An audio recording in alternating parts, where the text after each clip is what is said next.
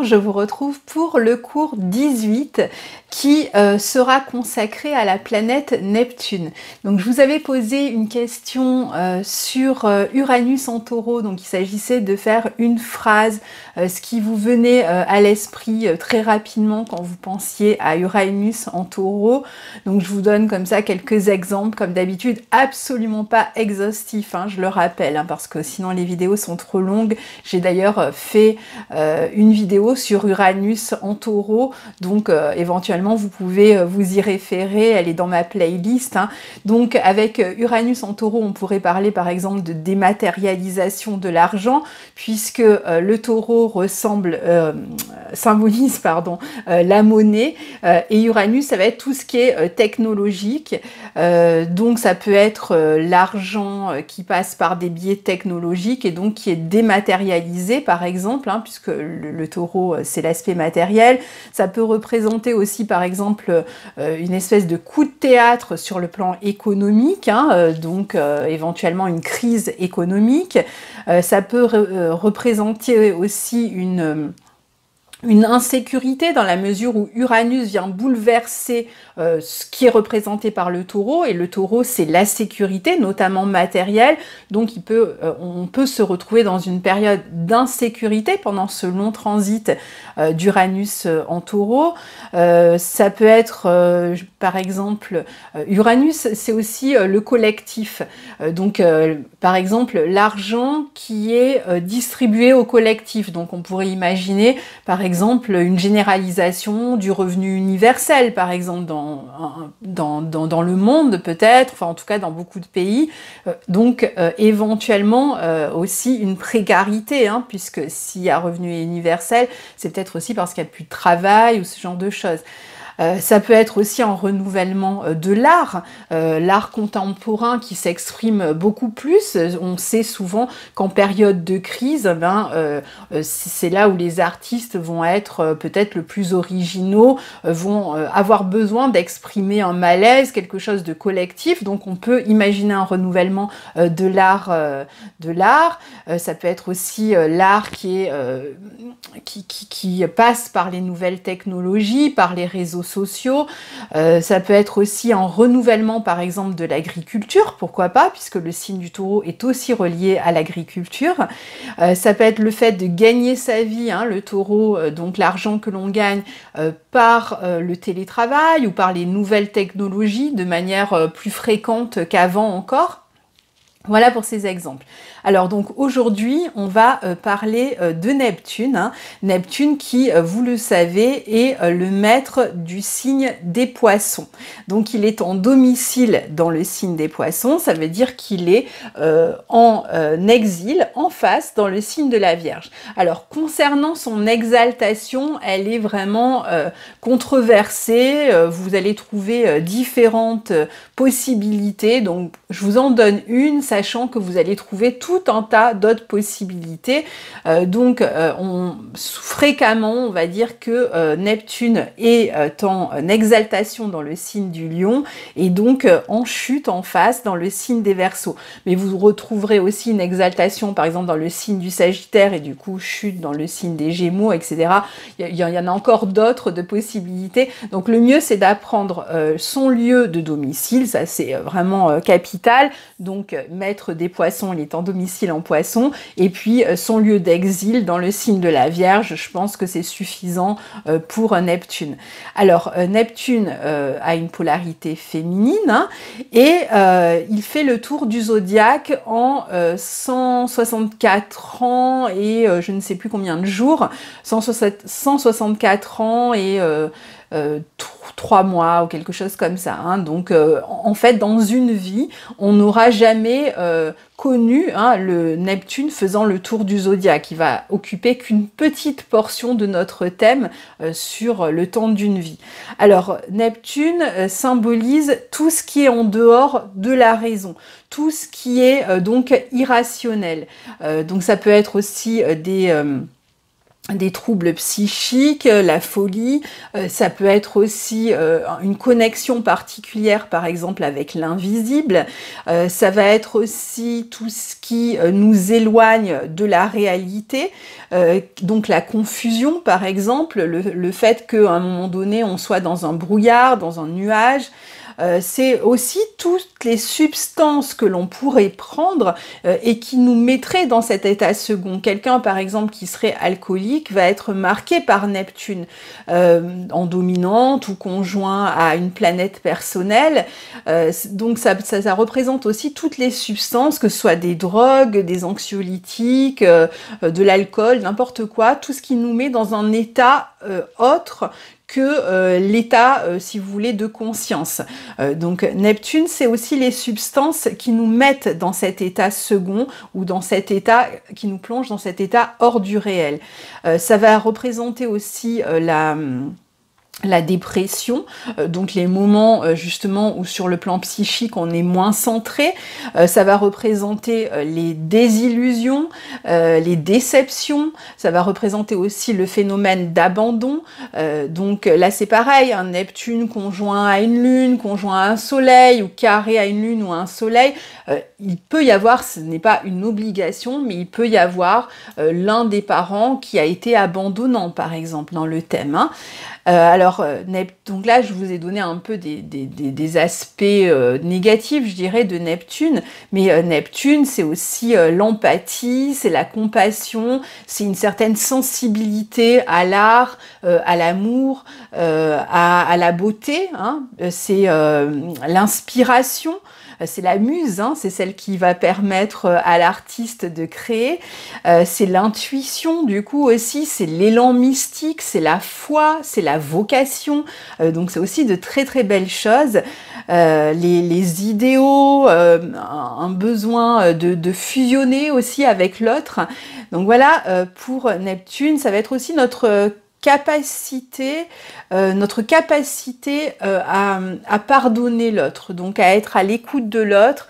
Alors parfois c'est aussi un peu, ça représente aussi un peu une attitude sacrificielle à l'endroit du thème où il se trouve, hein.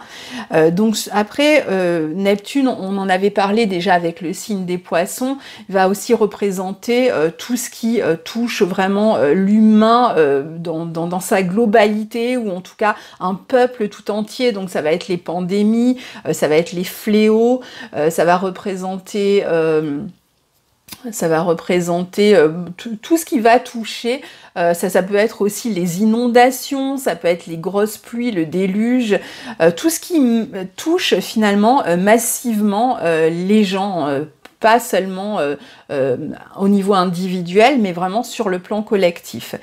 Alors, Neptune a la capacité, si vous voulez, de faire disparaître ce qu'il va toucher. Il a la capacité de dissoudre, il a la capacité aussi de repousser les limites, de les faire disparaître en fait, les limites, hein. Il a la capacité de voir grand, de nous permettre ce sentiment en fait de communion avec l'univers, avec un tout, d'où le fait qu'il soit relié aussi à la spiritualité, à tout ce qui est mystique. Alors après il va représenter, c'est Poséidon, hein, Neptune chez les Grecs, donc il va représenter les mers, les océans, encore une fois les grosses pluies aussi, hein. Donc on dit de Neptune que c'est l'octave supérieure de Vénus, hein. Rappelons-nous que Vénus est en exaltation dans le signe des Poissons. Donc Vénus, dans son sens, dans le sens où elle va représenter l'amour, où elle va représenter ce que l'on attire à nous, hein, de beau aussi, hein, le plaisir, eh bien Neptune c'est la version au-dessus, si vous voulez. Alors qu'est-ce que ça veut dire la version au-dessus? Ça veut dire que ça représente l'amour, mais pas forcément l'amour d'un être en particulier, mais c'est le fait d'être dans un état d'amour avec les gens, avec le monde, avec la nature, avec tout ce que vous voulez. C'est tout ce qui va permettre ce sentiment de fusion, ce sentiment d'appartenance à un tout. Donc Neptune, c'est vrai qu'il a cette capacité à aimer vraiment avec un cœur extrêmement grand ouvert.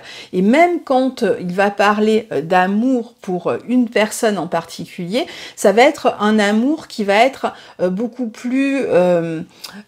qui ne passe d'ailleurs pas toujours par la sensualité ou par la sexualité, mais qui peut même s'en priver hein, parfois, mais qui va surtout en fait s'exprimer à travers une forme d'idéalisme de la personne. Donc l'autre est complètement idéalisé, on l'aime en fait parce que on reconnaît en fait que l'on est fait de la même chose, que l'on appartient à quelque chose qui nous rassemble, et donc tous ceux qui pourraient être pris par exemple dans des phénomènes de flammes jumelles, etc. Bon, je suis pas une spécialiste de cette question, j'en parle un peu avec une collègue qui a une chaîne sur internet, donc je vois un peu plus maintenant de quoi il s'agit, mais c'est vrai que c'est cette idée en fait d'appartenance, de venir du même endroit et de reconnaissance à travers l'autre, Neptune. Donc c'est vrai que l'amour est vraiment idéalisé à travers Neptune. Alors, ensuite, Neptune, donc à l'endroit où il est placé dans votre thème, soit il va représenter un domaine que vous idéalisez particulièrement, donc qui vous fait envie, ou même qui vous inspire, soit il va représenter un domaine que vous n'arrivez pas à saisir, qui vous semble toujours insaisissable, c'est-à-dire que vous avez envie d'aller dans cette direction, mais ça semble vous échapper, ça semble passer entre vos doigts, et vous n'arrivez pas à concrétiser parfois quelque chose dans le domaine où se trouve Neptune. Ça, c'est une possibilité. Alors, ce qui est intéressant avec Neptune quand il est en transit et qu'il va passer sur une planète, comme je vous disais, il a un pouvoir de dissolution extrêmement important.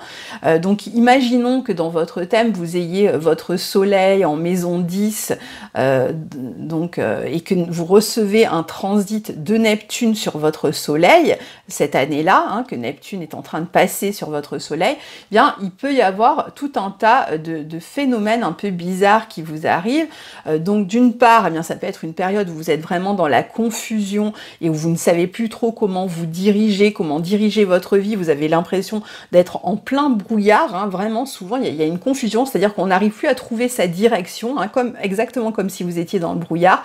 Ce qui peut se passer aussi, c'est que si ça représente par exemple votre carrière, votre travail, eh bien Neptune qui passe sur le soleil, ça peut donner que tout à coup, eh bien soit vous allez quitter votre emploi, soit vous allez être licencié. C'est-à-dire que ce qui était représenté par le soleil par exemple, va être dissous, vous allez le perdre en fait. Et pendant le temps de ce transit de Neptune, qui est quand même assez long, puisqu'il se déplace très lentement sur le zodiaque, eh bien, vous avez du mal, peut-être, vous allez être pendant un certain temps dans une période de chômage ou de difficultés, vous aurez envie de vous reconvertir, mais vous aurez des difficultés à trouver votre direction, ça va être compliqué. Donc le mieux, c'est de ne pas prendre trop de décisions pendant le passage de Neptune sur une planète personnelle, surtout si vous sentez que vous êtes dans ce brouillard-là, parce que c'est possible que vous soyez justement un peu déconnecté du réel et que vous ayez du mal à prendre de bonnes décisions. Alors après, vous pouvez en prendre et puis vous réorienter plus tard, c'est pas non plus très grave, on fait une expérience, même si elle se passe mal, c'est pas grave, mais en tout cas, sachez que voilà, Neptune va plutôt dissoudre. Alors parfois, il va donner l'effet contraire, c'est-à-dire qu'il va étendre par exemple votre popularité hors frontières dans votre travail, travail ou si vous êtes artiste, il va apporter tout à coup beaucoup d'argent. Alors surtout si la planète qui transite était bien aspectée à la base, parce que sinon c'est plus compliqué, il va être plutôt dans le sens de la dissolution, mais il peut y avoir le phénomène inverse, hein. Il peut y avoir tout à coup les portes qui s'ouvrent, c'est-à-dire tout ce qui était fermé s'ouvre. De toute façon, il y a quelque chose qui s'ouvre, hein, quoi qu'il arrive quand Neptune passe. Et c'est ça qui crée cette confusion. Parfois, c'est même une infinie de possibilités qui s'offrent à vous au moment du transit de Neptune. Alors, Neptune, je vous disais, peut aussi créer des désillusions, des déceptions. Alors, imaginons que pendant une année, il soit au carré de Neptune, au carré de Vénus, pardon. Eh bien, je vous disais que il peut rendre insaisissable quelque chose, il peut aussi apporter une forme de déception ou de désillusion, mais en contrepartie, il apporte une forme d'éveil.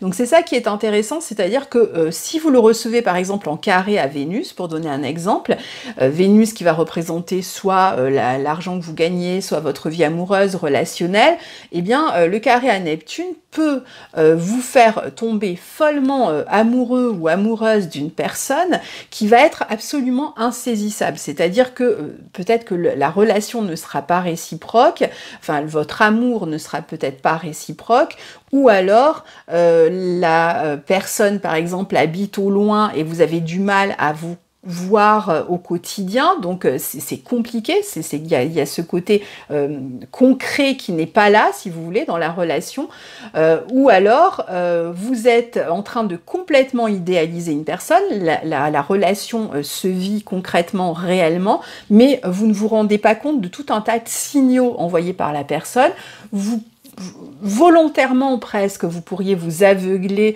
alors que vous savez que ces signaux sont là, vous les reconnaissez, mais il y a toujours quelque chose qui vient vous dire non mais finalement, voilà, vous allez avoir tendance à excuser beaucoup plus la personne si elle fait des faux pas, ou vous allez vouloir vous convaincre que tout va bien. Et puis le carré va donc durer un certain temps, puis à la fin du carré, tout à coup, vous allez vous rendre compte, ça va être vraiment aussi gros qu'un nez au milieu de la figure, que il est bien évident que l'autre n'a pas envie de s'engager, que l'autre est peut-être un filou, que l'autre vous a peut-être trompé tout le long, mais c'était là pourtant, hein, vous le saviez, c'est pas comme une découverte qui vous tombe dessus en général, c'est quelque chose que vous saviez, mais que vous refusiez de voir. Vous voyez un petit peu l'effet de Neptune, c'est-à-dire qu'on peut s'auto-leurrer soi-même parfois. Alors là, je parle surtout quand c'est en carré, hein. Alors après, bon, ça peut aussi représenter les infidélités, les tromperies, ça peut venir de vous qui êtes infidèle ou qui trompez quelqu'un, ou ça peut venir de l'autre aussi, hein. Alors, ensuite, j'essaye de pas parler trop non plus parce que je sais que sinon après ça coupe. Ensuite, pour Neptune, donc il y a ce côté, je vous disais, insaisissable, ce côté de dissolution.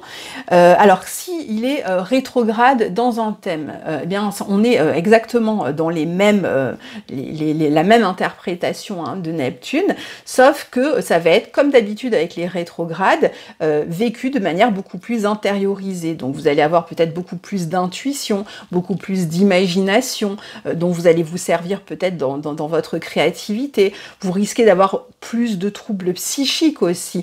Vous pourriez avoir plus de mal à vous connecter à la réalité si vous avez un Neptune rétrograde, puisque intérieurement, vous êtes toujours un peu comme déphasé. Alors, c'est l'un des cas, hein, c'est pas toujours le cas. Vous pouvez aussi être plus en contact avec tout ce qui représente l'invisible. Donc tout ce qui est phénomène de clairaudience, clairvoyance, etc. peut être plus prononcé avec un Neptune rétrograde, par exemple, dans le thème. Vous pourriez avoir du mal à vous concentrer sur le réel, hein, tout simplement. Alors, je vais vous montrer sur la carte, et puis après, je couperai avant que ça coupe, pour être sûre. Alors, attendez, je remette mes lunettes.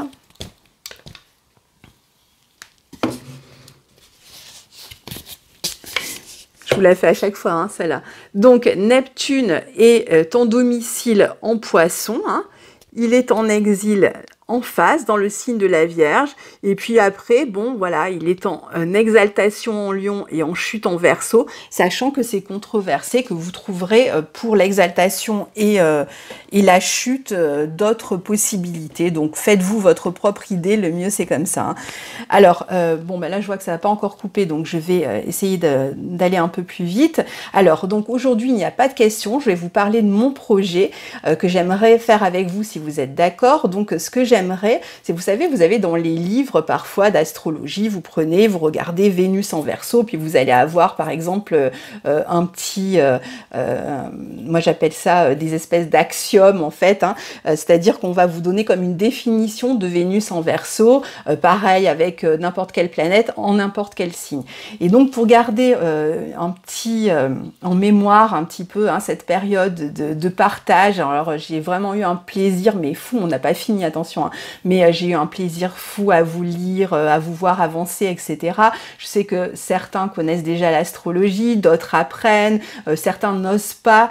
Alors donc j'ai créé une boîte mail et si vous en avez envie, vous pourriez alors télécharger le document qu'il y a dans la barre de description où vous allez écrire en fait le pseudo sur lequel vous souhaitez apparaître, parce que si vous n'avez pas envie que ce soit même le pseudo que vous utilisez sur YouTube, il n'y a pas de problème. Et vous allez voir, vous allez écrire vous allez voir écrit mon soleil étant, puis il y a une case, vous écrivez par exemple en Lion et je le vis de cette manière-là, et vous faites vous écrivez en fait la manière dont vous vivez ce soleil que vous avez dans tel signe. Et vous faites pareil avec la Lune, avec Mercure, avec Vénus et avec Mars. Et moi, en fait, je vais récolter toutes vos manières très personnelles. Je veux pas que vous regardiez sur Internet, c'est comment vous le vivez vraiment vous. C'est ça qui va être intéressant, c'est qu'on va avoir comme une espèce d'incarnation des planètes. Donc si j'ai par exemple 5 personnes qui ont Vénus en Sagittaire, eh ben, elles vont peut-être le vivre sur des tonalités différentes, bien qu'il y aura certainement des points communs, et ce sera très intéressant de voir en fait comment chaque personne qui a Vénus dans le même signe, Mars dans le même signe, etc., le vit avec ses particularités. Et donc à la fin, moi quand j'aurai tout récolté, ce que vous m'aurez envoyé, donc il y aura l'adresse où vous pouvez envoyer ce document, qui sera inscrite sur le document qui est dans la barre de description. Donc il y aura tout écrit dessus. Donc vous me le renvoyez rempli à cette adresse, et moi en fait après j'en fais un petit livret, et je vais certainement mettre ce livret sur mon site, donc qui sera consultable par tous les gens qui ont envie d'apprendre l'astrologie, et puis je le mettrai aussi forcément sous toutes les vidéos en fait des cours d'astro qu'on a pris ensemble, spécial confinement, sans prise de tête, et puis de manière sympathique, et je pense que ça peut être voilà, souvent c'est vrai que c'est fait de manière générale, et là j'aime bien l'idée que ce soit incarné. C'est quand j'ai vu vos réponses avec vos Vénus en signe que ça m'a donné cette idée, parce que je trouvais ça intéressant de voir comment ça se présentait chez chaque personne. Donc vous laissez tomber les maisons, hein, parce que comme on n'a pas encore fait les maisons, je préfère que vous fassiez juste en signe, ça suffira, pas les aspects, rien, juste votre soleil en signe, votre lune en signe, votre Mercure en signe, Vénus en signe, Mars en signe, et vraiment votre expérience personnelle, sans donner de détails trop que vous n'avez pas envie qu'ils soient divulgués de votre vie. Ça a coupé, j'en étais sûre. Alors donc il suffit juste de me renvoyer ce document à l'adresse qui est inscrite sur le document, et puis quand j'aurai terminé le livret, ça prendra quelques temps bien sûr, quand le temps de bien tout mettre en page, etc.